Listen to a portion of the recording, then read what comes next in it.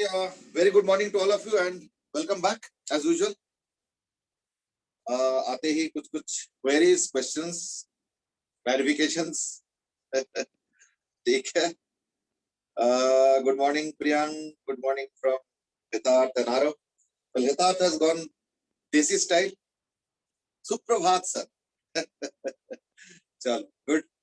Somebody remembering our roots. है ना? वैसे तो जब भी फर्स्ट मीटिंग होता है we say good morning etcetera. That's a trend. कई लोग उसको थोड़ा देसी बना देते हैं. So now Arav has also made it, as I said, the desi style. So he also says pranam. चलो, सुप्रभात, प्रणाम, गुड मॉर्निंग.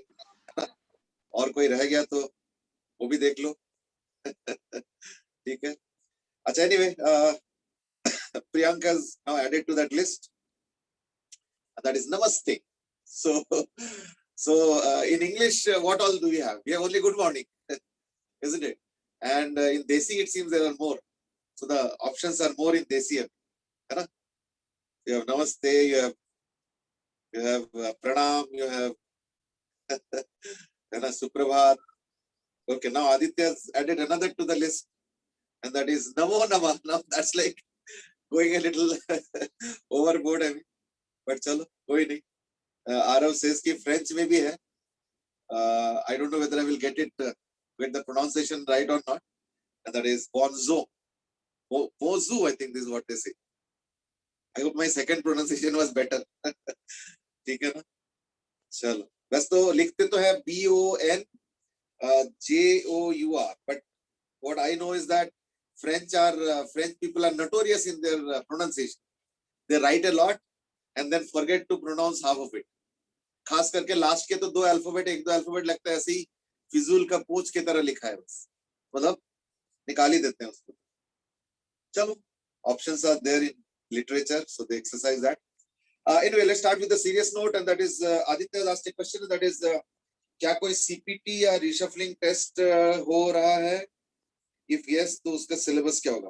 नहीं, अभी तो immediately कोई reshuffling test भी नहीं है और CPT का ऐसा तो कोई notification है नहीं, तो definitely इस week तो है नहीं. अगर नेक्स्ट वीक होना होगा तो उसका नोटिफिकेशन इसी हफ्ते आ जाएंगे. So that you get at least around a week or so for preparations as well. So don't worry on that. ठीक है ना? टाइम मिलेंगे, ऐसे नहीं. और अगर सिलेबस देखोगे तो क्या होगा, वही 1D तक रहेंगे या 1D अगर नहीं होता है तो दैट केस 1D तक ही रखेंगे. आई थिंक 1D तो हो ही रहा था. तो 1D मोशन तक रहेगा सिलेबस स्टार्टिंग से, यानी math tools, unit dimension error, vector and 1D है ना. 1D में से ये सब चीज. ठीक है. चलो, I think now let's start. Today we'll be talking about, starting with, now Arav has asked कि चलो, so let's start. आज का पहला टॉपिक होगा discussion on boat and river and also on rain and umbrella. So दो topics है. वैसे तो दोनों टॉपिक देखा जाए तो वेक्टर ओरिएंटेड. तो लेट्स स्टार्ट. ऐसे मान लो एक रिवर है, ठीक है. अच्छा, अगर मान लो एक लेक होता है, ठीक है, अगर एक लेक होता है तो क्या होता है, अगर बोट ऐसे रखो ना तो बोट सीधे जाएंगे. क्यों? क्योंकि लेक का पानी तो रेस्ट पे है. So if the rower is rowing like this, the boat will go like this. If the rower is rowing like this, the boat will go like this. If the rower is rowing like this, the boat will go like this. यानी straight as per the rower. Rower means the person who is rowing the boat. तो ये simple हो गया. लेकिन अगर मान लो तुम नदी में यही चीज करोगे, इन दैट केस तुम अगर कुछ ना करो, कुछ भी नहीं करो, तुम बस बोट को ऐसे रख दो यहाँ, तो भी तो नदी का स्पीड है ना, VR. तो इससे क्या होगा ना, वो बोट कुछ नहीं करे, वो शांति से बैठा रहे बोटमैन, और बोट को देखेंगे वो कि धीरे धीरे धीरे धीरे नदी के अलॉन्ग चला गया. कितने स्पीड से ना, VR से. एकदम से तो नहीं जाएगा. जैसे मान लो तुमने बोट को रखा और छोड़ दिया और बोटमैन बैठा हुआ, तो एकदम से तो VR नहीं हो जाएगा. बट धीरे धीरे देखना, उसका स्पीड बढ़ते बढ़ते it will become equal to the river and it will drift along the river with that of the river speed. This is if, or rather that is if the boatman does nothing, कुछ भी नहीं करता, सिर्फ बैठा हुआ. तो in that case VR speed से आगे चला जाए. This is what we expected. ठीक है ना? सौरभ has also asked कि जुलाई अगस्त में फिर एग्जाम लेंगे अलग से. Actually देखो, it's not a question of July August, it's a question of test held offline. जब तक ऑफलाइन टेस्ट नहीं होता है ना, तो उसका ऑथेंटिसिटी इतना होता नहीं है. You also know very well. तुम लोगों ने भी तो पूरे एक साल ऑनलाइन टेस्ट दिए हो 10th में, तो there is nothing unusual about it, and you know that very well. तो दैट्स द स्टोरी, है ना. चल, एनीवे लेट्स स्टार्ट. तो ये हो गया VR, that is velocity of the river. और अगर मान लो ये बोटमैन भी रोइंग करता है, तो इन दैट केस क्या होगा. ये बोटमैन का स्पीड है, वेलोसिटी लेट्स से, तो लेट्स से वीबी और ये वीआर. So therefore, finally,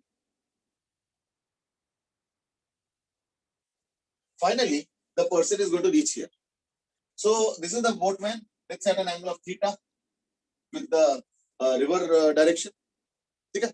कई बार कुछ बुक्स में थीटा वर्टिकल के साथ भी देते हैं. It's up to you. I'm taking theta as with respect to the river direction. ठीक है. Choice is yours. तो ऐसे केस में अगर तुम नेट वेलोसिटी देखते हो तो क्या होगा. तो वेलोसिटी वेक्टर जो बनेगा वो क्या होगा ना. वीबी का ये वाला कंपोनेंट कौन सा ना, याद रखना हमेशा वेक्टर का थीटा के साथ वाला कंपोनेंट हमेशा cos थीटा होता है. तो therefore it become vp cos theta plus vr.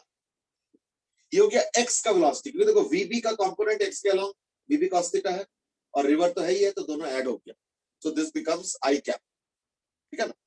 ये i कैप हो गया प्लस एक कंपोनेंट वर्टिकल भी होगा, ये देखो vp sin theta plus vb sin theta j cap. देख लो. यानी अभी क्या हो गया कि एक कंपोनेंट रिवर के अलोंग और एक कंपोनेंट परपेंडिकुलर. अच्छा, इससे एक बहुत बड़ा फायदा होगा. पता क्या कि इसके मतलब x का मोशन, x के एक्सिस के अलोंग का जो मोशन है वो पूरा ये डिसाइड करेगा, और जो y एक्सिस का मोशन है वो पूरा ये डिसाइड. अच्छा, y एक्सिस में जो रिवर का बोट का मोशन होता है, दैट हेल्प्स द पर्सन या boat in crossing the river. तो लेट्स से रिवर का विड्थ है p. ठीक है ना. रिवर का विड्थ है सपोज p. तो रिवर को पार करने में कौन सा कंपोनेंट रिस्पॉन्सिबल, जे का. लेकिन उसके साथ साथ इसके पास एक x कंपोनेंट भी है, which is this. So that x component यानी रिवर को पार तो ये वाला कराएगा, लेकिन एक ड्रिफ्ट भी बनेगा. Let's call it suppose drift. कुछ ले लो, ड्रिफ्ट l, कुछ भी ले लो, l ही ले लो. चलो l. तो ये हो गया l. l means from the opposite point the boat finally reaches here. ठीक है. तो l क्या है ना. l is the horizontal distance covered. Now when I say horizontal distance covered means along river flow, along the river flow. तो along the river flow जो cover कर रहा है वो डिस्टेंस है सपोज l. वो कैसे निकालोगे ना. Speed along the horizontal into time. Time कैसे निकलेगा. टाइम निकलेगा इस तरीके से कि जितना देर बोट को लगता है ऑपोजिट एंड में जाने का, that is what the time is. So therefore p is equal to breadth of the river b upon the y component. The y component means vb sin. ठीक है. तो टाइम ऑफ क्रॉसिंग क्या हो जाएगा, breadth upon vb sin theta. क्यों, क्योंकि यही component है जो कि उसको y एक्सिस के अलोंग ड्रिफ्ट प्रोड्यूस करा. अच्छा, इतने देर में, जितने देर में ये नदी को पार करता है उतने देर में x के अलोंग जो डिस्टेंस जा रहा है उसका बोलना है l. तो l क्या होगा, velocity along x into time. Time तो निकल चुका है. तो therefore l will be equal to velocity along x which is this, यानी vp cos theta plus vr into ये वाला, यानी b by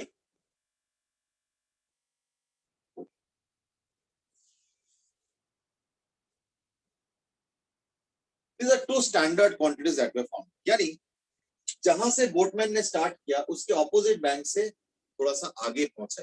यहाँ पे ही पहुंचा. This is what where the boat has finally reached. ये कौन सा पॉइंट है ना, ये रिजल्टेंट वेलोसिटी के अलोंग क्या है, ये देखो रिजल्टेंट वेलोसिटी अलोंग जाके वहां पे पहुंचा. हमने दोनों चीजें निकाल लिया, टाइम ऑफ क्रॉसिंग और हॉरिजॉन्टल ड्रिफ्ट भी कहते हैं कई बार इसको, या एक्स एक्सिस के अलोंग डिस्टेंस मूव. अब देखो specific queries. Query number 1, suppose मैं कहता हूं कि मुझे ना जल्दी से जल्दी रिवर को पार करना, जल्दी से जल्दी, ठीक है, try to reach the other end of the river या ऑपोजिट एंड फास्टेस्ट. तो यानी टाइम को सबसे कम रखेंगे. अच्छा, टाइम का एक्सप्रेशन क्या है, T by V B sine theta. तो टी मिनिमम में क्या होगा, बी यानी ब्रेड्थ ऑफ द रिवर, ये तो मेरे हाथ में नहीं, that is not in my control. VB that is the rowing speed. देखो रोइंग स्पीड तुम ज्यादा नहीं बढ़ा सकते, क्यों, क्योंकि अगर रोइंग ज्यादा स्पीड से करोगे तो थक जाओगे, तो देखना स्पीड कम हो जाएगा. So rowing has to be at a standard pace which your body can afford to. या अगर तुम मशीन से चला रहे हो यानी मोटर बोट टाइप का अगर होता है तो उसका एक स्पीड होगा, you can not over speed. हमें तो देखो वीबी और B is not exactly in our control. So in our control the easiest thing is what, is theta. अब अगर तुमको टाइम को मिनिमम करना है तो यानी बी और वीबी तो टच कर नहीं पा रहे हो, तो साइन थीटा को मैक्सिमाइज करेंगे, है ना. तो is equal to what, B by VB when theta is equal to 90. इसको हम लोग बोलते हैं एज मिनिमम टाइम. अध्यक्ष said at a particular angle. हाँ, वो पर्टिकुलर एंगल भी निकल चुका है एंड दैट इज थीटा 90. अच्छा, इसमें एक इंटरेस्टिंग चीज समझो. ये मत सोचो, थोड़ा ध्यान से सुनना, लेकिन ये मत सोचो कि इस पर्टिकुलर केस में वो यहां पहुंचेगा.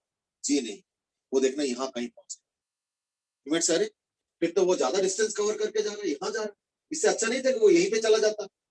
और देखो तुम्हारा पर्पस मिनिमम डिस्टेंस नहीं था, तुम्हारा पर्पस था मिनिमम टाइम.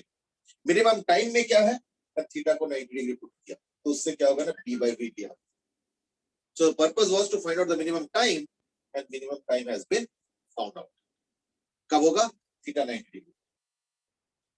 तो थीटा 90 डिग्री पे लेकिन L 0 नहीं होगा. L कितना होगा बल्कि वो कैलकुलेट किया जा सकता है. तो in this case L क्या हो जाएगा ना, थीटा 90 डिग्री तो cos थीटा 0, ये 1, तो यानी cos थीटा 0 तो खत्म हो गया, यानी PVR by VB cos theta is equal to cos 90 is equal to 0.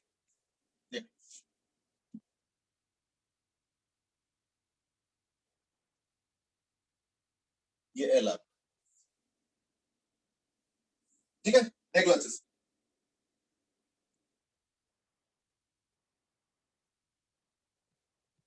तो this is what is called as minimizing time.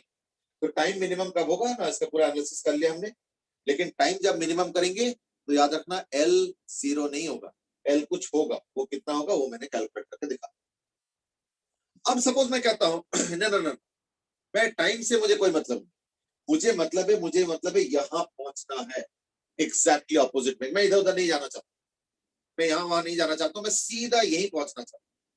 तो देखो अगर यहां पहुंचना चाहते हो तो इन दैट केस बोट ऐसे करके तो हो ही नहीं सकता. क्यों, क्योंकि अगर बोट ऐसे रखोगे तो बोट का खुद का एक्स कंपोनेंट है, तो वो तो उसका आगे लेके चला जाएगा.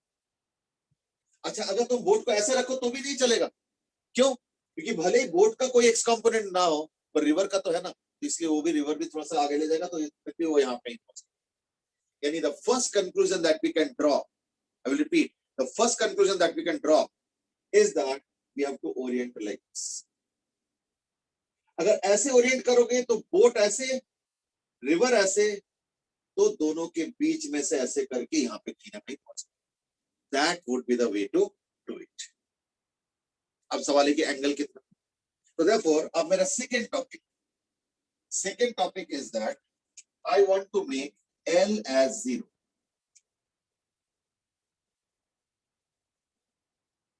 यानी टू मेक, अब देखो L है क्या, L का एक्सप्रेशन तो ये रहा. अब इसको 0 करना है, तो जरा सोचो इसमें क्या क्या है. L को 0 कैसे कर सकते हो, है ना। एल को जीरो करने के तीन तरीके, या तो बी को जीरो कर दो। Now what do you mean by B? B is the breadth of the river. अगर बी को जीरो कर दो रिवर तो खत्म। तो ये तो पॉसिबल नहीं है कि बी जीरो कर दो। अच्छा, वी बी साइन थीटा को इनफाइनाइट कर दो, डिनोमिनेटर में। देखो बोट का स्पीड इनफाइनाइट तो हो नहीं सकता है, और साइन थीटा का मैक्सिमम 1 हो सकता है, यानी उसका भी इनफाइनाइट होने का कोई चांस नहीं है। ठीक है, देख लो अच्छे से। तो देयरफॉर इसको जीरो कर नहीं सकते हो, इसको इनफाइनाइट कर नहीं सकते हो, तो फिर तुम जीरो कहां से लाओगे? जीरो यही से लाना पड़ेगा, कि ये cos थीटा मेरे कंट्रोल में है। So therefore what I'm going to write now is that therefore to make L is equal to 0, do one thing, VB cos theta plus VR is equal to 0, यानी cos theta is equal to minus of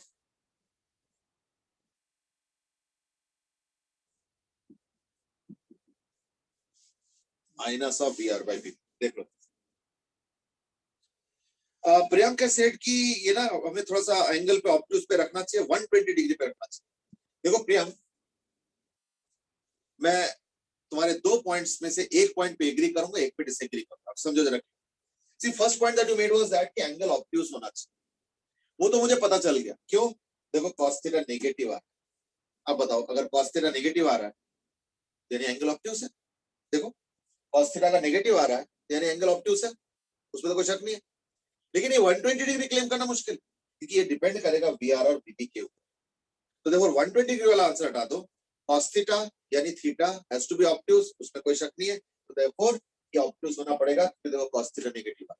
and actually you know what, cos theta negative यानी angle more than 90 degree is making sense.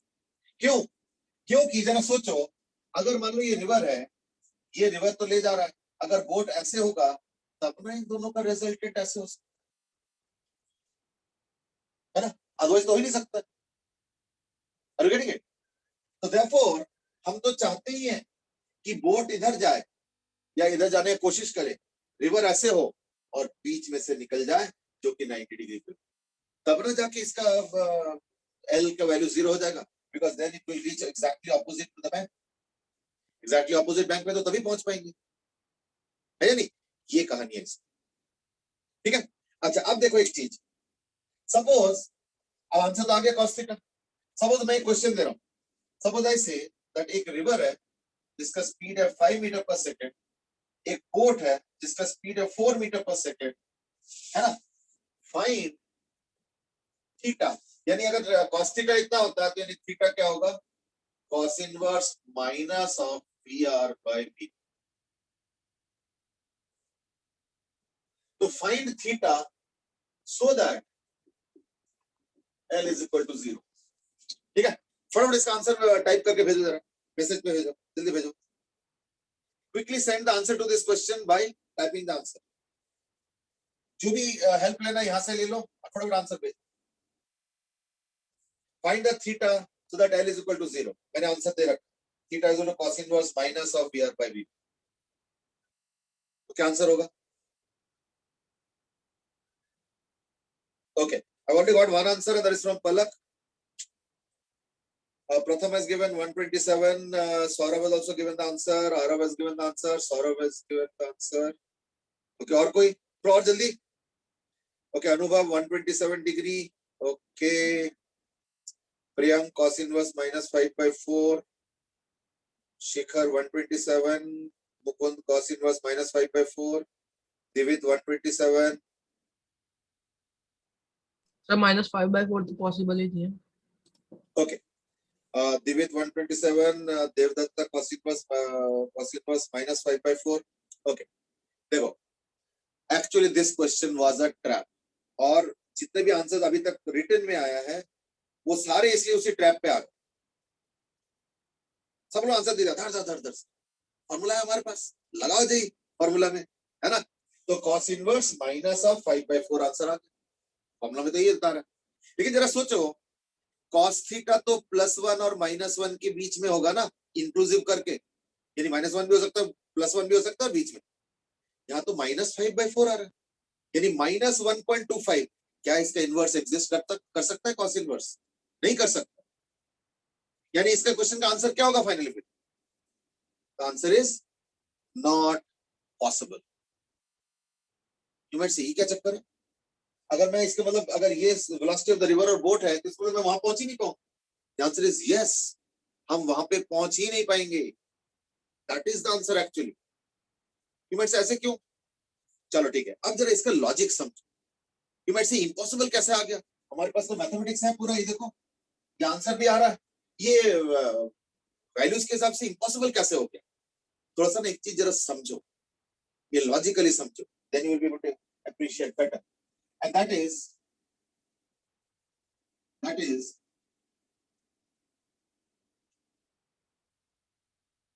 मैंने समझो, ये velocity river का है, boat का है, ये रिवर का है। जाना कहां पे? परपेंडिकुलर। लेकिन रिवर तो परपेंडिकुलर जाने नहीं देता है, रिवर तो उसको इधर ले जाना चाहता है, पर मुझे जाना नहीं है, मुझे सीधा जाना है। यानी एक्चुअली समझो क्या हो रहा है। एक्चुअली ये जो बोट है ना, बोट का एक कंपोनेंट इधर है और एक कंपोनेंट इधर है। तो ये बोट का कंपोनेंट बड़ा इंटरेस्टिंग है। बोट का ये वाला कंपोनेंट रिवर के इस कंपोनेंट को काउंटर कर रहा है, और अगर रिवर के कंपोनेंट को रिवर को अगर बोट के कंपोनेंट ने काउंटर कर दिया तो यानी ये तो खत्म हो गया। यानी एक्स एक्सिस के अलोंग अब कुछ नहीं रहेगा, अब जो भी रह गया वो वाई के अलोंग रहेगा। ठीक है, वो सिर्फ वाई के अलोंग रहेगा, तो वाई वाला उसको इधर ले जाएगा। लेकिन उसके लिए चाहिए क्या? उसके लिए बोट के कंपोनेंट रिवर को खत्म करने चाहिए। अब एक चीज बताओ, कंपोनेंट तो हमेशा ओरिजिनल से तो कम ही होगा। तो अगर मान लो बोट का वेलोसिटी रिवर से ज्यादा ना हो तो उसका कंपोनेंट कैसे रिवर को काउंटर कर सकता है? अगर बोट का वैल्यू खुद ही कम हो जाए, मान लो अगर इसका वैल्यू इतना सा है, अब बताओ इसका कंपोनेंट क्या होगा? इतना सा होगा। अब देखो रिवर इतना ज्यादा और बोट का कंपोनेंट इतना कम, वो कैसे काउंटर कर सकता है? यानी एक्स एक्सिस में बैलेंस तो हुआ नहीं ना, यानी क्योंकि एक्स एक्सिस के अलोंग भी कंपोनेंट रहेगा नेट, और वाई के अलोंग तो है ही है, वाई के अलोंग तो ये वाला हो गया। अब तो क्या होना, उधर जाएगा, फिर एल को जीरो कैसे करा लोगे तुम? That is where the problem is. समझो ना, that is where the problem is. यानी अगर तुम एल को जीरो करना चाहते हो तो आंसर तो आ चुका है, इस आंसर को मैं वो थोड़ी कर रहा हूं challenge. The only thing is that इस आंसर को वैलिड करने के लिए तुमको रिवर का कंपोनेंट बोट से कम रखना पड़ेगा, या उल्टे तरीके से कहना चाहते हो तो बोट का वैल्यू रिवर से ज्यादा होना चाहिए, तभी हो पाए। तो therefore apart from writing this I will also write one more thing, and that is also VP must be greater than VR। अच्छा एक चीज बताओ, हमें तो इस इक्वेशन को ही तो वैलिड रखना है ना, तो क्या VR is equal to VB चल सकता है? VR is equal to VB, क्या VR is equal to VB चल जाएगा? क्या लगता है? Okay, Anubhav has said yes. Arup says no. ये देखो, हमें इस इक्वेशन की वैलिडिटी चाहिए, तो ये इक्वेशन तो दोनों इक्वल पे भी वैलिड है ना, cos थीटा -1 तो वैलिड तो है। तो मेरा सवाल ये है कि क्या इससे चल जाएगा VR is equal to VB से? ओके, ज्यादातर नो आंसर आ रहा है। Divit says if we go anti parallel. चलो ठीक है, आरव, पलक पलक मुकुंद,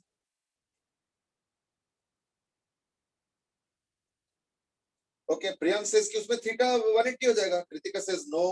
अर्णव सेज उसमें भी थीटा 0 180 में कंपोनेंट नहीं बचेगा। Mukund no, Palak no, Aarav no, Priyank no, Aditya, Aryan, Shikhar, Anubhav. Anubhav ने पहले यस बताए थे, but I hope you will change your answer.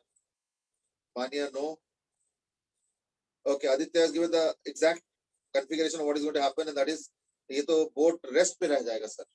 चलो बिल्कुल बात सही है। एक्चुअली पता क्या होगा, इक्वल टू भी हम अलाउ नहीं कर पाएंगे, इसलिए देखो मैंने ग्रेटर देन लिखा, मैंने इक्वल टू भी नहीं लिखा। उसके वजह रीजन समझो, अगर दोनों को इक्वल कर दो तो cos थीटा होता है -1, वैलिड तो है, वैलिड तो है, पर cos थीटा -1 कब होता है? 180 डिग्री पे होता है। इसका मतलब क्या हुआ कि रिवर इधर और बोट इधर, ये हुआ ना 180 डिग्री, और दोनों बराबर है। तो देयरफॉर अगर मान लो दोनों इक्वल कर दो तो पता क्या होगा, ये ये रिवर होगा, ये बोट होगा, और एक दूसरे का न्यूट्रलाइज करके इक्वल टू नेट जीरो। तो यहाँ पे कौन ले जाएगा उसको? फिर नदी को पार कौन कराएगा? नदी को पार कराने के लिए तो एक वाई के अलोंग भी बोट का वेलोसिटी होना चाहिए ना, ठीक है ना? And that's why Vaishnav is also written a comment and that is boat will not move, you are right. ये कमेंट और भी एक दो जने ने लिखा, जैसे आदित्य ने भी लिखा, आदित्य भाटिया, दैट बोट तो रेस्ट पे रह जाएगी। बिल्कुल सही बात। तो यानी VR is equal to VP भी अलाउड नहीं, क्योंकि अगर ऐसे करोगे इन दैट केस एक दूसरे का न्यूट्रलाइज करके नेट जीरो आ जाते हैं। फिर बोट को मूवमेंट कौन कराएगा? बोट को पार कौन कराएगा? तो पता है क्या होगा? ऐसे में रिवर का स्पीड इधर है और मैं बोट को रोइंग इधर कर रहा हूं, तो रिवर 10 मीटर पर सेकंड, मेरा भी 10 metre per second, neutralise, boat वहीं पे पड़ा। लेकिन मुझे तो बोट को पार कराना था, पर पार कराने के लिए कोई बचा ही नहीं कंपोनेंट। तो यानी इवन इक्वल टू भी नहीं चलेगा, इसलिए देखो मैंने इक्वल टू यहाँ पे नहीं लिखा, मैंने खास करके VP ग्रेटर देन लिखा। तभी ये पॉसिबल होगा कि तुम यहां पहुंचो। अभी तक क्लियर है? चलो, अब अगर ये समझ में आ गया, इन दैट केस एक काम करो,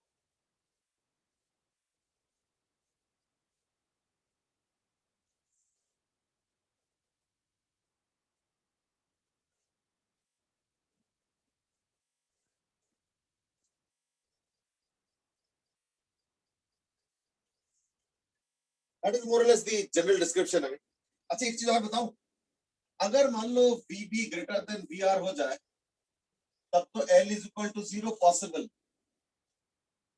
है ना? तो टाइम कितना लगेगा? अच्छा, cos थीटा तो आ चुका है, cos theta is minus of VR by VB। तो sin थीटा कितना होगा? Under root of 1 minus VR square by VB square, यानी अंडर रूट ऑफ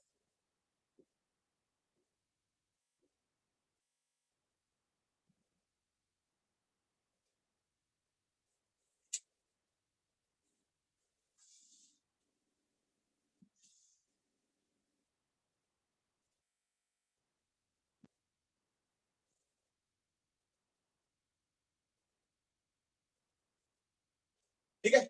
तो ये हो गया साइन थीटा। अच्छा, हमें पता है टाइम ऑफ क्रॉसिंग क्या होता है? B by VB sine theta.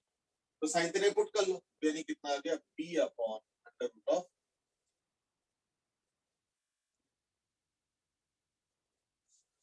वैसे यू नो व्हाट, इस टाइम ऑफ क्रॉसिंग की एक्सप्रेशन से भी तुम वो VB और VR का रिलेशन कंक्लूड कर सकते हो। क्यों? जरा सोचो, अगर VB लेस देन VR होगा तो क्या होगा? ये नेगेटिव नहीं आ जाएगा रूट के अंदर? वो तो इमेजिनरी हो गया, पॉसिबल नहीं है। चलो, you might say what about equal? Equal भी नहीं होगा। क्यों? अगर VB और VR इक्वल भी कर दोगे तब तो डिनोमिनेटर में 0 आ रहा है, तो टाइम ऑफ क्रॉसिंग इनफिनिट, ये भी नहीं हो सकता। So therefore this is valid only if, देखो मैंने इक्वल टू भी नहीं दिया इसमें, देखो अगर इक्वल टू करोगे तो इनफाइनाइट आएगा, और लेस देन करोगे तो इमेजिनरी, यानी दोनों ही केस जो है प्रैक्टिकली फिजिबल। यानी अगर टाइम ऑफ क्रॉसिंग चाहते हो with L is equal to 0, तो यानी VB को ग्रेटर देन VR रखना पड़ेगा। तो खैर अभी अभी हमने कंक्लूड कर चुका हूं, ऐसे नहीं कि कोई नया कंक्लूजन कर रहा हूं, बट उस समय कंक्लूजन एंगल से किया था, अब हम इससे कर, और इसमें भी सेम कंक्लूजन पे हम पहुंच रहे हैं। That is the point. ठीक है। Okay, Hitat has asked a question. There is a doubt that it doesn't VR is equal to VP means in same direction as well. नहीं, VR और VB इनके मैग्नीट्यूड्स है, vector form में तो वो theta angle पे depend करता है, तो वो चीज, इसलिए VR और VB हम लोग सिर्फ मैग्नीट्यूड मान रहे हैं। डायरेक्शन ऑफ VR तो फिक्स है, वो तो चलो हमने एक्स एक्सिस के अलोंग ले लिया, that is okay, but VB का एंगल डायरेक्शन हमारे हाथ में, हम जैसे मर्जी रख सकते हैं। चलो, ये हो गया तुम्हारा एक क्वेश्चन। अच्छा, इस पे एक और अलाइड क्वेश्चन भी बनता है, अब वो सुन, और वो है कि सपोज एक बोट है, एक रिवर है जो कि स्पीड दे रखा है 5 मीटर पर सेकंड, और मुझे एग्जैक्टली यहां पहुंचना, और वो एंगल दे रखा है 53 डिग्री, यानी मुझे यहाँ पहुंचना। और मान लो ये जो दूरी है ये मान लो है 1000 मीटर। अब सवाल ये है कि अगर मुझे, अच्छा बोट का स्पीड दे रखा 10 मीटर पर सेकेंड, तो द क्वेश्चन इज अगर यहाँ पे पहुंचना है तो एग्जैक्टली टाइम कितना लगेगा, दैट्स द क्वेश्चन। तो यू माइट से कि बोट का स्पीड तो आपने दे दिया, बोट किस तरफ रखा है ये थोड़ी मैं बताऊं, यही तो क्वेश्चन है, मतलब ये भी तो पार्ट ऑफ द क्वेश्चन है कि अगर मुझे एग्जैक्टली यहाँ पहुंचना है तो ऑब्वियसली फिर बोट यहाँ तो नहीं रखोगे, ये तो पॉसिबल नहीं है। क्यों? अगर बोट यहाँ रखोगे रिवर यहाँ, तब तो फिर इधर चला जाएगा, वहां थोड़ी पहुंचेगा। यानी एक चीज तो मैं कंक्लूड कर पा रहा हूँ, दैट इज बोट को इधर कहीं रखा। तो लेट अस से बोट ऐसे रखा है मैंने, ऐसे, और ये रिवर हो गया, है ना, और रिजल्टेंट से चला ऐसे कुछ हो। और वो कौन सा एंगल होगा अभी तो नहीं पता, और ना ही वो गिवन है द क्वेश्चन। गिवन है सिर्फ रिवर का 5, बोट का 10, width of the river 100 metre, चलो थोड़ा ज्यादा कर लेता हूँ, 1000 कर लो, चलो 1000 मीटर, और मुझे 53 डिग्री एंगल पे इस डेस्टिनेशन पे पहुंचना है। तो what would be the time required? चलो go ahead, that's the question. और अब एक काम करो, तुम्हारा जो आंसर है ना 73.53 सेकंड्स, उसको रूट फॉर्म में दे दो, एग्जैक्टली वो आया कैसे, तो then I will be able to figure out something.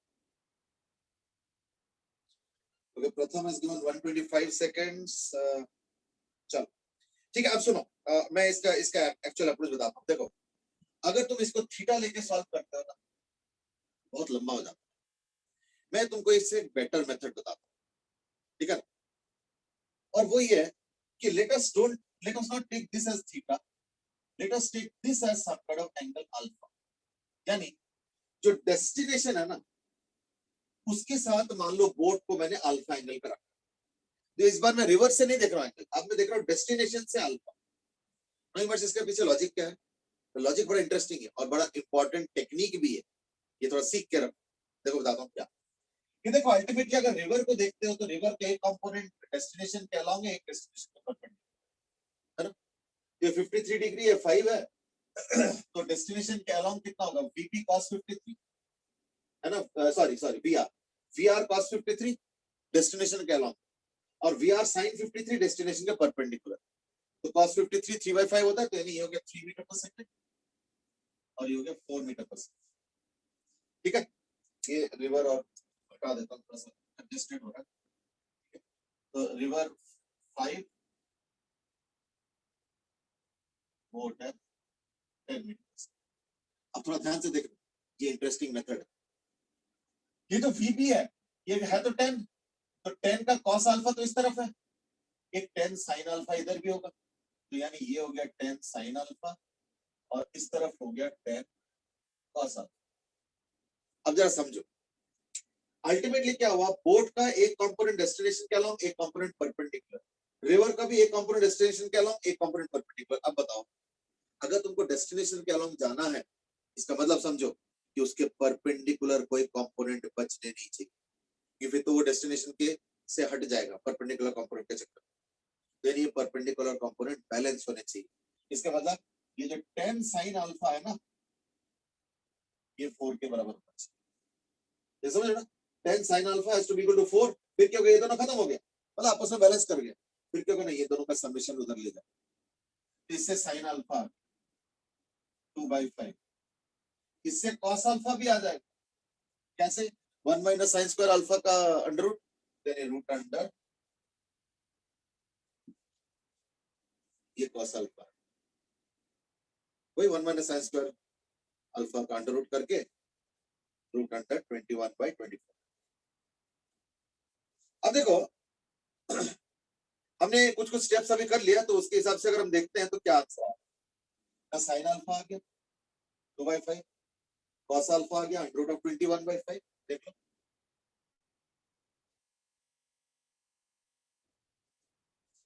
तो इसको जो लेके जाने वाला वेलोसिटी कौन है, 10 cos अल्फा प्लस 3, तो देखो, अच्छा डेस्टिनेशन का लेंथ कितना है, नहीं, ये तो 1000 मीटर दे रखा है, तो ये 1000 है और ये 53 डिग्री है ना।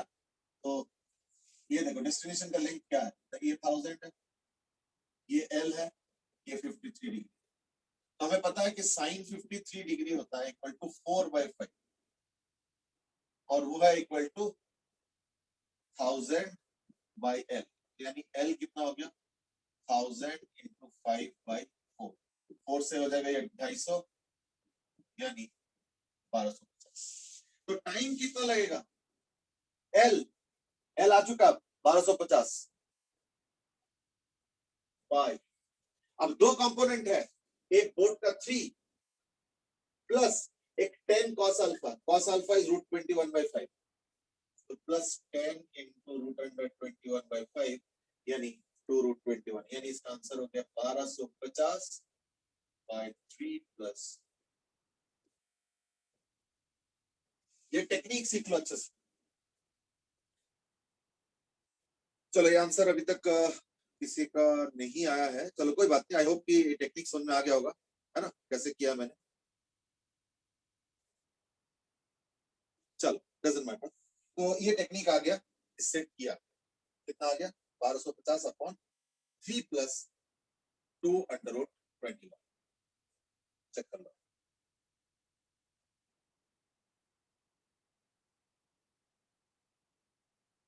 Okay, Arav says and also Aiza also says कि please explain once again. Actually देखो मैंने क्या किया, लॉजिक इस बार ये हो रहा है कि अल्टीमेटली मुझे जाना इधर है, लेकिन जो बोट है ना वो मुझे इधर ले जाना चाहता है, और ये जो सॉरी रिवर जो है ना इधर ले जाना चाहता है, बोट उधर ले जाना चाहता है। तो मैं काम करता हूँ, इन दोनों वेक्टर्स को along the line और perpendicular to the line component कर देता हूँ। अगर along the line जाना है इसके मतलब परपेंडिकुलर वाले कंपोनेंट्स आपस में खत्म होने चाहिए। ये देखो ये वाले कंपोनेंट्स, क्योंकि रिवर का एक कंपोनेंट इधर है और बोट का एक कंपोनेंट इधर है, ये दोनों अगर आपस में न्यूट्रलाइज हो जाए तो बोट का एक कंपोनेंट इधर सॉरी इस तरफ और रिवर का भी एक कंपोनेंट इस तरफ, ये दोनों एड अप होके उसको वहां तक ले जाए। अच्छा ये दूरी कितना है ना, ये 1250 है। कैसे है, ये L है, ये 1000 है और ये एंगल 53 डिग्री है, ये 90 डिग्री है। तो राइट एंगल ट्राइंगल को मैंने दोबारा ड्रॉ किया, ये 1000 है ना, ये L और ये एंगल 53 डिग्री। तो इस ड्राइंग के हिसाब से देखो कैलकुलेशन किया मैंने, L आ गया 1250, आई थिंक L में तो कोई दिक्कत नहीं होना चाहिए।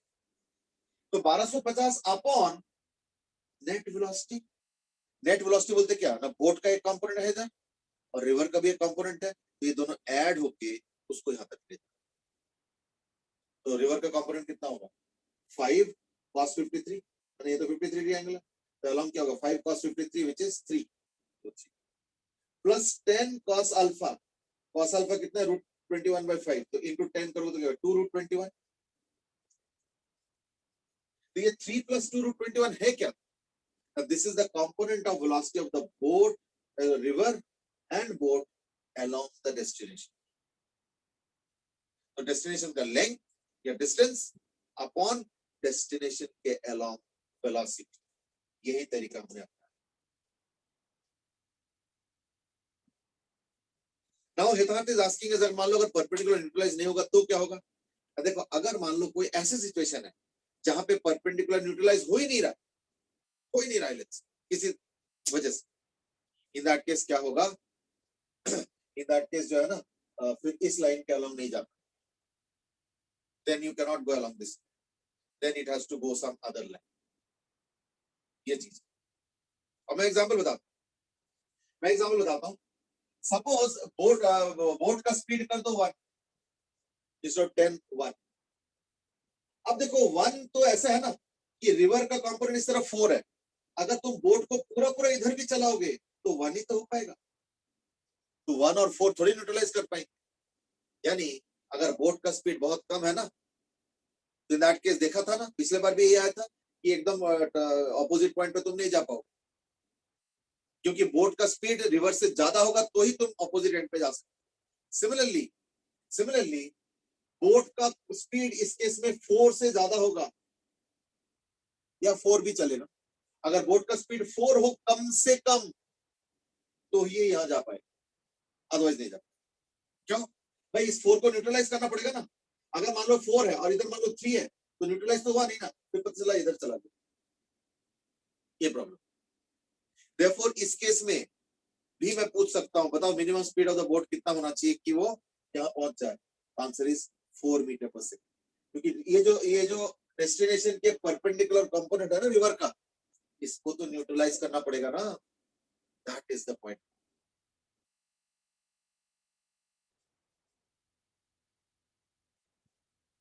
ठीक है, that's the point.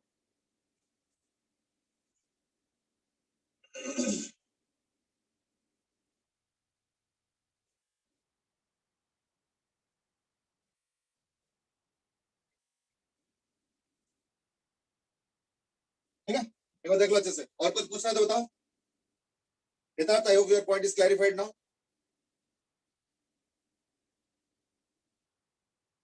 Chalo. Now let's move on. Let me give another question.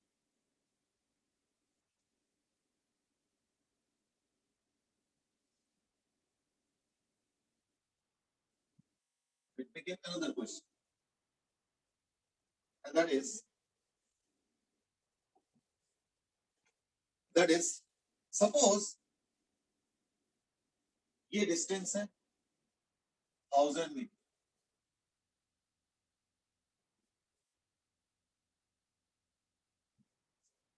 ठीक है, 1000 मीटर का डिस्टेंस, और मान लो velocity of sound in air suppose है 300 metre per second and velocity of wind is suppose equal to 30 metre per second, और wind blow कर रहा है इस तरफ,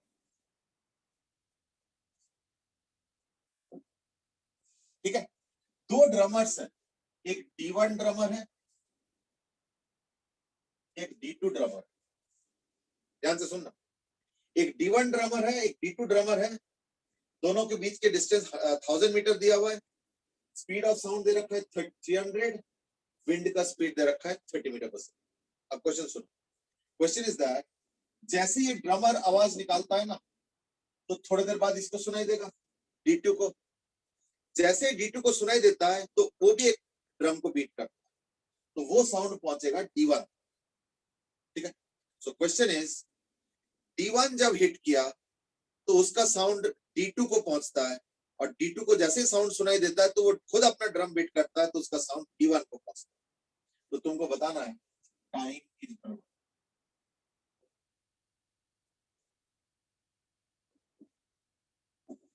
मैं एक हिंट देना चाहूंगा इस दैट जो टेक्निक अभी मैंने डिस्कस किया वही टेक्निक से सॉल्व। Go ahead. ये जो है ना वाई एक्सिस के अलाउंग,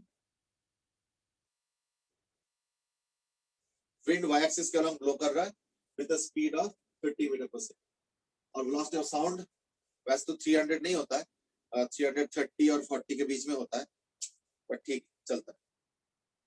प्रथम से रिपीट द क्वेश्चन, देखो रिपीट द क्वेश्चन मैं कर देता हूं। ड्रमर D1 एक ड्रम को बीट करता है, उसका साउंड इसके पास पहुंचेगा, जैसे ये साउंड सुनता है विदाउट एनी डिले तुरंत वो भी ड्रम बजाता है, उसका साउंड भी यहाँ पहुंचेगा। तो D1 आवाज निकाला, D2 के पास पहुंचा, तुरंत D2 आवाज निकाला, D1 के पास पहुंचा। इस पूरे प्रोसेस में क्या time interval, that is the question, ठीक है। Go ahead, start the solution.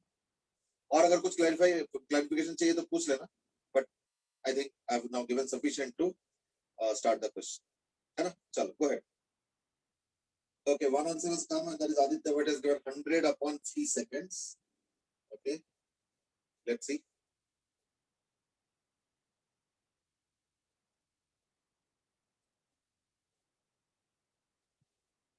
Hundred by 3 root 11. Aryan Tomar is given 200 by 9 into root 11. Okay. Pratham has given 3.3. Pratham, अगर तुम्हारा आंसर अप्रोक्सीमेट 3.3 है ना, तो इन दैट केस ना उसको proper दो, मतलब रूट वूट में अगर आ रहा है तो वो पूरा प्रॉपर दो, ऐसे 3.3 से ना थोड़ा सा समझना दिक्कत।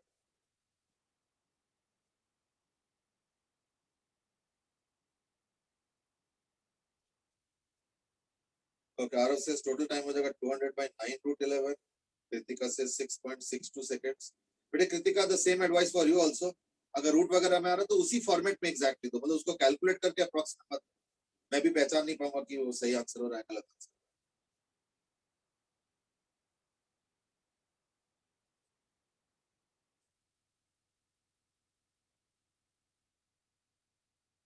Okay, Priyank Agnati is given 200 by 3 root 1010.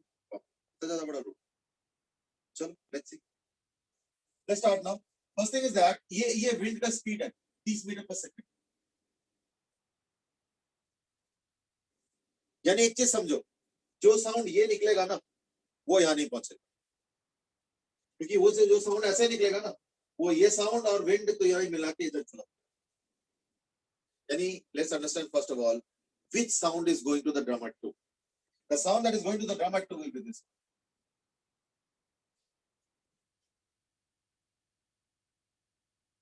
This is the sound. अब देखो again destination is this. Destination के perpendicular component 30 दे रखो। ये देखो wind y axis के along 30. तो ये जो 300 है इसका भी तो एक component इधर होगा। ये कौन सा कंपोनेंट होगा? 300 का ये वाला कंपोनेंट कौन सा ना? 300 के थीटा के साथ वाला क्या होगा? 300 cos theta. So this will be 300 cos theta. And this is 300 sin theta. अब तो कंपोनेंट में तो मास्टरी हो गया होगा। ठीक है ना? अच्छा, अगर तुमको इधर भेजना है साउंड को, तो यानी ये जो विंड का कंपोनेंट है इसको खत्म करना, सो दैट बचा कुचा कंपोनेंट ये वाला तुमको ले जाएगा। यानी 30 should be equal to 300 sin theta, यानी sin theta आ गया equal to 1 by 10, यानी cos theta आ गया equal to under root of 99 by 10। ठीक है? अच्छा, कौन सा कंपोनेंट उसको ले जाएगा? 300 cos theta, है ना? So therefore time taken to go, वापसी में भी ऐसे ही होगा। वापसी में भी साउंड विंड ऐसे, साउंड ऐसे, फिर वही थीटा, सो दैट ये न्यूट्रलाइज हो जाए और ये वाला कंपोनेंट, यानी जो टोटल टाइम होगा उसमें एक तो डबल करेंगे। डबल इसलिए क्योंकि जाने का टाइम आने का टाइम डबल कर दिया। और कितना 1000 का वो है distance upon 300 cos theta, 300 into cos theta. cos theta is like, अगर इसको देखते हो तो 9 into 11, 9 को बाहर कर सकता हूँ तो 3 root under 11 by 10। देख लो, that's it। ये 10 का 0 एक कैंसिल हो जाएगा, एक 0 और इसका कैंसिल कर लो, then that's it। ये 200 by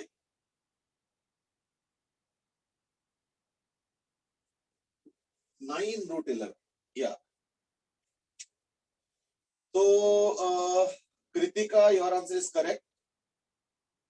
वैसे प्रथम तुम्हारा भी आंसर करेक्ट हो गया फाइनली, क्योंकि तुम्हारा भी वही आ रहा है, रूट अंडर 99 मतलब वही आ रहा है। अच्छा नहीं, लेकिन 200 नहीं है, तुम्हारा 100 है, तो प्रथम थोड़ा सा गड़बड़ हो गया। वैसे करेक्ट आंसर किसका है? 300 ये तो नहीं है, 209 रूट 11। ठीक है, Aarav, your answer was correct. Pratham तुमने जो आंसर दिया था, ठीक है। Aryan, yours was also correct.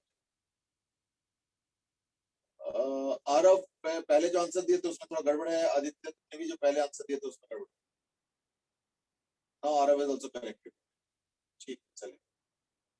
प्रथम तुम्हारा भी 200 नहीं हुआ, क्योंकि तुम्हें डबल नहीं निकाला, तुमने सिंगल का निकाल के छोड़ दिया। सर मैंने सिंगल का निकाल के छोड़ दिया।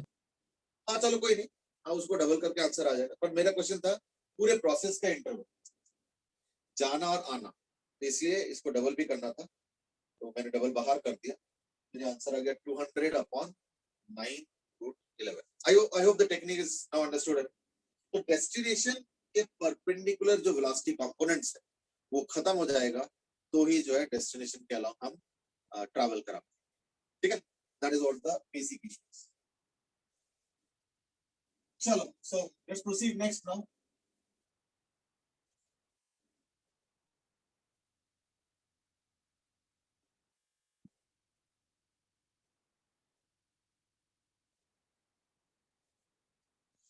अच्छा, इसके बाद है आज तो उतना डिस्कशन अच्छे से नहीं हो पाएगा, but at least let's start the discussion, and that is क्या होता है rain umbrella question.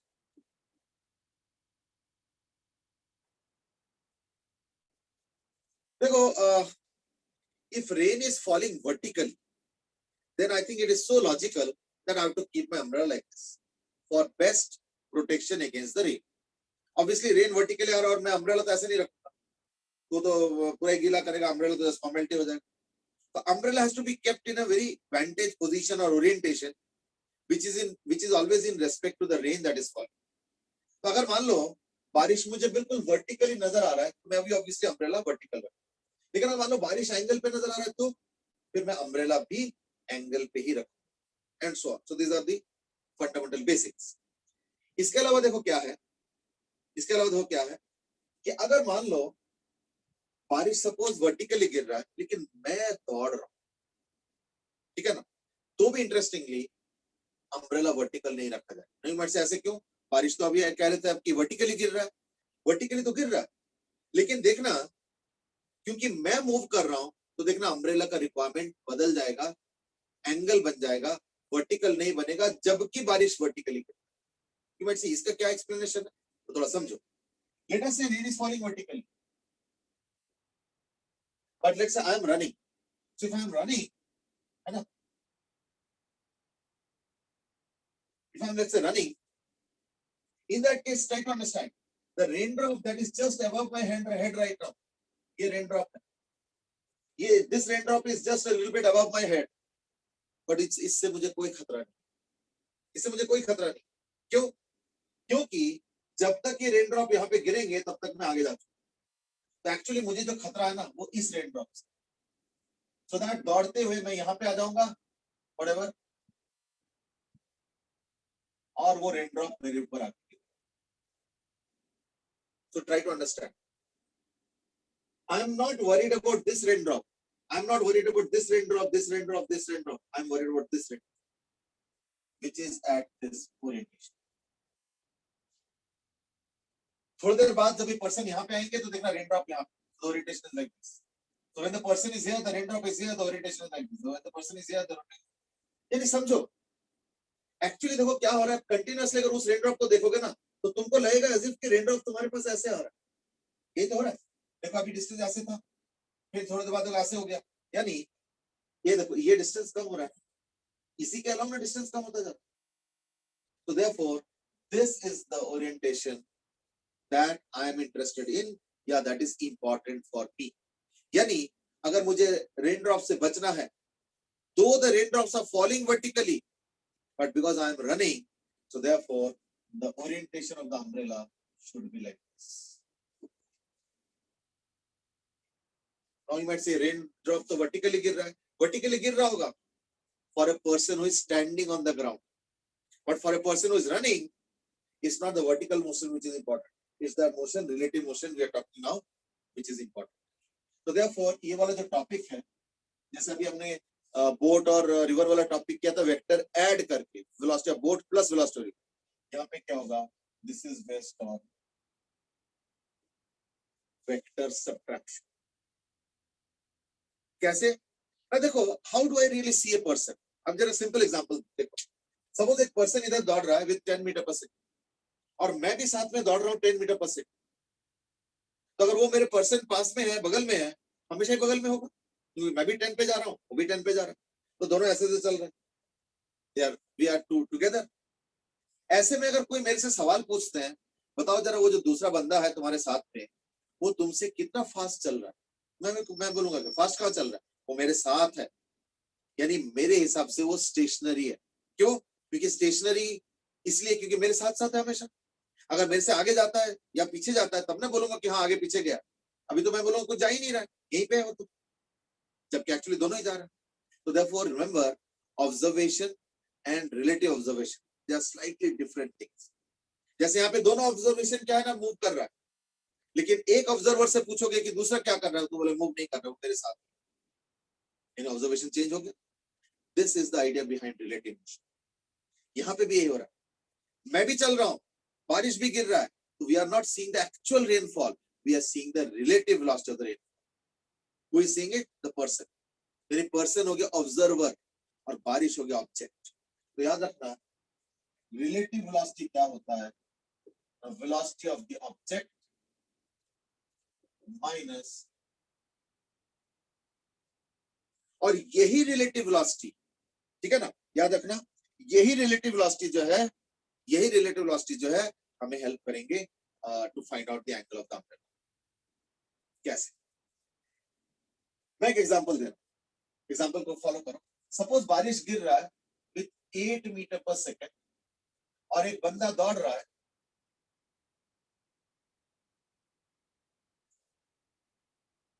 Suppose 3 metre per second. तो वी रेन क्या हो गया? -8 जेकर नीचे की तरफ, तो -8 जेकर. वी परसेंट क्या हो गया? इस तरफ जा रहा है तो 3i क्या. Therefore, V relative क्या हो गया? V rain minus V percent. तो V rain तो ये है minus V percent यानी -3i क्या? -8. In this case, this is the relative velocity. Draw किया जाए इसको. ये तो थर्ड क्वाड्रेंट का वेक्टर होगा, यानी अगर इसको ड्रॉ करोगे तो क्या आएगा? -3. तो -3 मतलब मैग्नीट्यूड में 3, बाकी एरो उल्टे डायरेक्शन में -8. 8 downwards. So therefore, relative motion क्या हो जाएगा? ये देखो ऐसे. This is the V relative.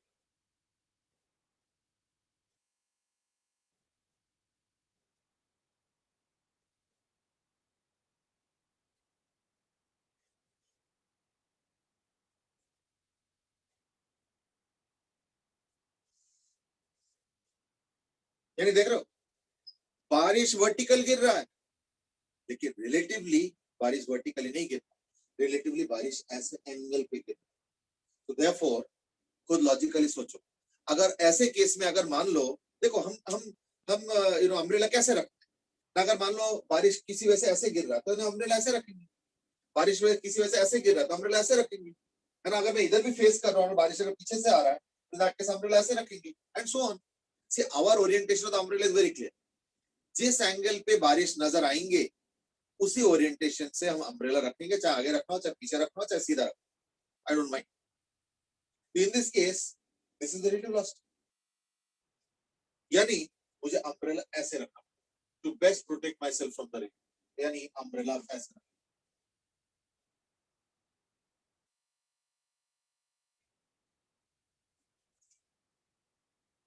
तो एंगल क्या होगा विद रिस्पेक्ट टू वर्टिकल? अच्छा, अम्ब्रेला क्योंकि देखो naturally vertical, umbrella naturally vertical होता है, तो जब भी कोई झुकाना होता है इधर उधर तो वो वर्टिकल के साथ एंगल होता है. तो जनरली अम्ब्रेला में जो कन्वेंशन है वो है to give the angle with respect to vertical. That's the convention. ये हो गया थीटा, ठीक है. तो tan थीटा क्या हो गया? द 3/8. tan थीटा इज 3/8, यानी theta is equal to tan inverse of,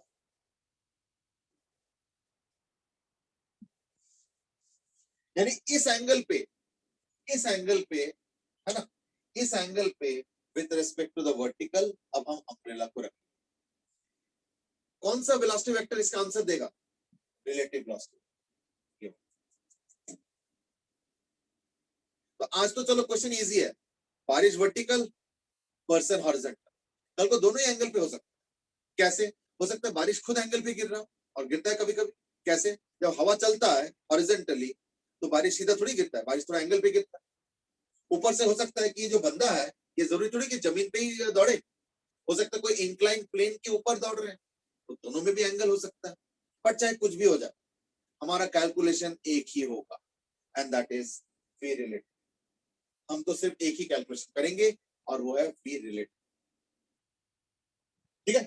तो वी रिलेटिव कैलकुलेट करेंगे और फिर जो वेक्टर आएगा उसी हिसाब से ओरिएंटेशन करेंगे अम्ब्रेला. जैसे इस केस में हमने क्या किया, theta is equal to tan inverse 3/8 angle पे सामने की तरफ हल्का सा मैंने झुका दिया. ठीक है, देखिए tan इनवर्स ऑफ 3/8 इस तरीके से एंड सो ऑन. Fine. चलो. So therefore, let's summarize what we have done today. आज हमने क्या किया, दो चीजें सीखा है. एक तो रिवर बोट वाले में कुछ स्पेसिफिक केसेस कि अगर ऑपोजिट एंड पे पहुंचना है तो क्या कंडीशन है, अगर मिनिमम टाइम पे पहुंचना है तो इन दैट केस क्या कंडीशन और कितना डिविएशन बनेगा या ऑपोजिट एंड से डिविएशन बनेगा, है ना, एल के वैल्यू मतलब. फिर हमने देखा कि अगर एक पर्टिकुलर डेस्टिनेशन के हिसाब से जाना है तो कैसे जाना है, and so on. So we did a few analysis on river boat type problems. और उस कंसेप्ट को हमने फिर वो ड्रम और वो सब में भी यूज किया कि हमें डेस्टिनेशन के परपेंडिकुलर कंपोनेंट को जीरो करना. That's a technique and we used in some questions. Last में हमने रेन अम्ब्रेला वाला किया. रेन अम्ब्रेला वाला एक ही कंसेप्ट पे बेस्ड है and that is based on relative motion. हमें क्या करना पड़ता है, velocity of the rain vector minus velocity of the person in vector form करके एक आंसर आता है वी रिलेटिव. अब उसके क्वाड्रेंट देखो, वैल्यूज चेक करो and accordingly you can easily find out the orientation of the umbrella. हां बोलो, क्या बोल रहे थे सर? अभी वी रिलेटिव ये पर्सन के रिस्पेक्ट पे होगी ना रेन की? देखो, ऑब्जर्वर कौन है, पर्सन है. तो अगर ऑब्जर्वर को बारिश यूं नजर आ रहा है तो ऑब्जर्वर तो अम्ब्रेला उसी के हिसाब से रखेगा. तो यानी ऑब्जर्वर बनाएंगे पर्सन. पर्सन मतलब one who is supposed to hold the umbrella, कौन से एंगल पे रखा जाए. तो वी पर्सन हो गया ऑब्जर्वर, और ऑब्जेक्ट तो ऑब्वियसली बारिश है. बारिश को ही देख रहे हैं हम लोग, तो बारिश जिस एंगल से नजर आएंगे देखते हुए तो उसी के हिसाब से काउंटर करने के लिए हम अम्ब्रेला को. तो मेरे को एक और क्वेश्चन में डाउट है सर. जो आपने अभी क्वेश्चन दे दिया था रिवर और बोट वाला, जिसमें आपने 53 डिग्री दे रखा था और एक पाथ दे रखा था स्लांट. हाँ. सब ऐसे एक और क्वेश्चन में डाउट है, उसमें दे रखा है कि बोट पे एक फ्लैग लगा हुआ है और विंड की वजह से वो एक्चुअली ना उसमें थोड़ा कंसेप्ट अलग है. उसमें पता क्या होता है कि अगर मान लो बोट स्टेशनरी है सपोज, तो विंड जिस तरफ ब्लो करेगा ना, फ्लैग उसके हिसाब से ओरिएंटेशन होता है. ये है. पर अगर मान लो बोट भी मूव कर रहा है तो दैट केस दोनों का रिजल्टेंट वेलोसिटी निकाल लेना, बोट के उल्टे का और विंड का, तो अकॉर्डिंगली सेट हो जाए. इसमें स्पीड ऑफ लॉन्च निकालना सर. Speed of launch. हाँ, तो वही वही चीज हो गया ना कि देखो, ये अगर मान लो orientation of the umbrella the flag दिया हुआ है तो उससे स्पीड ऑफ लॉन्च आ जाएगा, और अगर स्पीड ऑफ बोट या लॉन्च दिया हुआ है तो दैट इज ओरिएंटेशन ऑफ वो आ जाएगा. मतलब कहने मतलब समझो, अगर मान लो बोट इधर जा रहा है तो फ्लैग इधर होगा, विंड इधर जा रहा है तो भी फ्लैग इधर होगा. तो जब बोट इधर जा रहा है और विंड इधर है, ये बोट है, तो फ्लैग इधर होता है उल्टे डायरेक्शन. और अगर विंड इधर है तो भी फ्लैग इधर होता है. जब दोनों होंगे तो दोनों के रिजल्टेंट के हिसाब से फाइनली फ्लैग. ये बोट है, अगर अकेला बोट का मान लो विंड ब्लो नहीं कर रहा, सिर्फ बोट है, तो सर boat विंड है वाई तो डायरेक्शन में flag ब्लो इधर. कर रही है इस क्वेश्चन में. हाँ, कोई बात नहीं, जस्ट मेथड देख लो, फिर जरूरत पड़े तो बाद में एक बार और डिस्कस कर लेंगे. Okay sir. बट इसे अगर बोट इधर है तो फ्लैग इधर होगा उल्टा, और अगर विंड इधर है तो फ्लैग उधर ही होगा. और अगर दोनों है, बोट भी है विंड भी है, तो बोट के उल्टे डायरेक्शन का वेक्टर और विंड के डायरेक्शन का वेक्टर और फिर रिजल्ट, ये फाइनली फ्लैग का ओरिएंटेशन. अब देख लो कौन सा चीज गिवन है और कौन सा चीज गिवन नहीं है, अकॉर्डिंगली वर्क इट आउट. ठीक है. और नहीं तो मुझे क्वेश्चन भेज देना, जरूरत पड़े तो कल डिस्कस कर लेंगे. वैसे एक बार पहले ट्राई कर लेना, ठीक है ना. तो दिस कंसेप्ट है, बोट के उल्टे डायरेक्शन में फ्लैग और विंड के डायरेक्शन में फ्लैग, और अगर दोनों है तो बोट का उल्टा वेक्टर, विंड वेक्टर, रिजल्ट इस डायरेक्शन में फ्लैग. ठीक है. चलो, I think that's it what we have time for as far as today is concerned. We have already stretched the time now. कोई बात नहीं, we will continue tomorrow. कल boat river boat के ऊपर सॉरी रेन अम्ब्रेला के ऊपर थोड़ा सा डिस्कस करेंगे. There are some more situations that can happen, और उसके बाद इस टॉपिक को हम फाइंड अप करेंगे. फाइन, चलो आज के लिए इतना ही. Have a good day, enjoy yourself. Bye bye. Thank you, sir. Thank you. Have a good day.